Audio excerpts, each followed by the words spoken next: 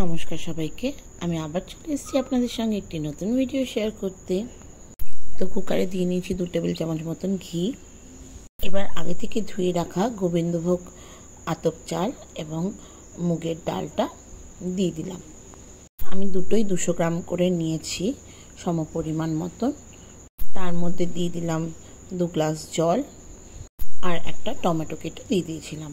Pressure কুকারে 2টো whistle আসতে দেবো, তারপরে ওটাকে খানিকক্ষণ রেস্টে রেখে দেবো। তো খানিকক্ষণ পর প্রেসার কুকারটা খুলতে এরকম হয়েছিল ব্যাপারটা। তারপর একটা কড়াইতে আবার 2 চামচ ঘি দিয়ে তার মধ্যে দিয়ে দেবো গোটা গোলমরিচ, গোটা জিরে, খানিকটা আদা কুচি আর কটা চেরা কাঁচা লঙ্কা। এই রান্নাটাতে কাঁচা কারি পাতা ইউজ হয়, কিন্তু আমার কাছে অ্যাভেলেবেল ছিল না, আমার কাছে শুকনোটা ছিল, তাই আমি শুকনো কারি পাতা দিয়েছিলাম। সব ফোড়নগুলো ঘিতে দিয়ে তারপরে তার উপর দিয়ে দিচ্ছি একটু হিং আর কিছুটা কাজু বাদাম।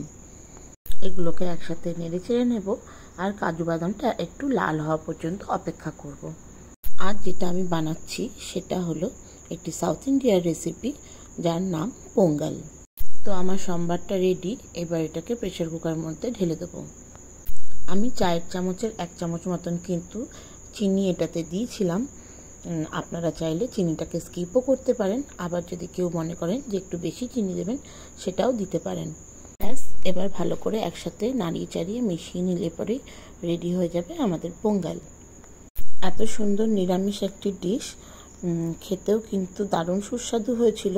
সত্যি কথা বলতে এটার সঙ্গে কিন্তু আর কিছুরই প্রয়োজন পড়তো না। আমি যদিও এটাকে ননভেজ আইটেম দিয়ে সার্ভ করেছিলাম। আপনারা কিন্তু চাইলেই নিরামিষ দিনে এটিকে শুধুই বানিয়ে সার্ভ করতে পারেন। এটার সঙ্গে যদি আর কোনো সাইড ডিশ আপনারা নাও বানান তাতেও কিন্তু কোনো অসুবিধা নেই।